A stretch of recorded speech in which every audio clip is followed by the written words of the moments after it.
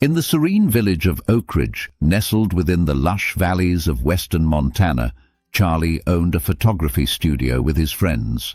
Across the street, in a well-kept house, lived the respected music teacher, John Stevens, with his wife Elizabeth and their daughter Emily.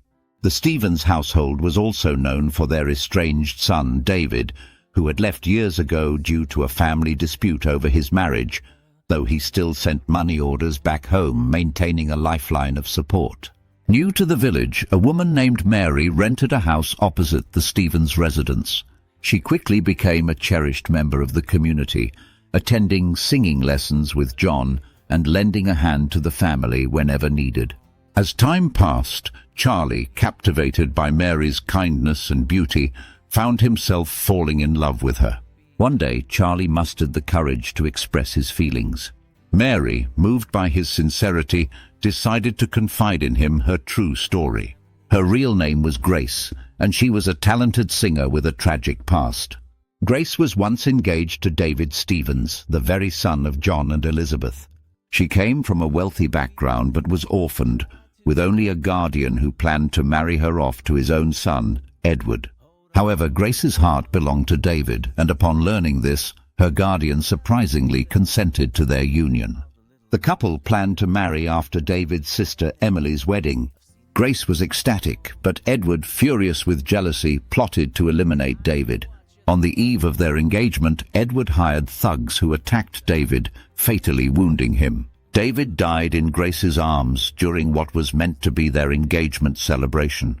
Devastated yet determined, Grace's guardian handed Edward over to the police, and Edward was jailed.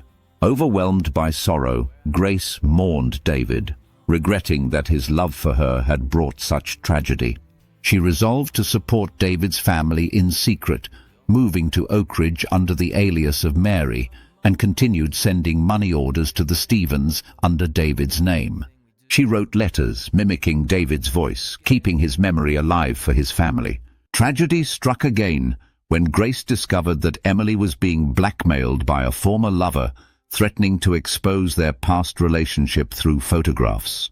Risking her own reputation, Grace sought to retrieve these incriminating photos. She managed to destroy them, but not without being assaulted by the blackmailer. Charlie intervened just in time to save her, but the incident sparked rumors that Charlie and Grace had an illegitimate relationship. Despite the gossip and scorn from the community, Grace pleaded to remain in the village until Emily's wedding. She faced harsh judgment at the ceremony, bearing it all with quiet dignity. After the wedding, feeling utterly betrayed and alone, Grace resolved to leave Oakridge and pursue a previous offer to tour the world, hoping to find some peace in her music. Before her departure, Charlie revealed everything to David's father, who was overwhelmed with remorse. They raced to stop her, but Grace had already left, her spirit too shattered to endure any more pain from the village she once loved. John Stevens, David's father, waiting at the Oakridge train station every morning, holding on to a sliver of hope that Grace might one day return. This tale of unyielding love, deep sacrifice, and bitter misunderstandings invites us to reflect on the judgments we cast and the second chances we owe. If you were moved by this story, don't forget to like, share, and subscribe for more tales that stir the soul.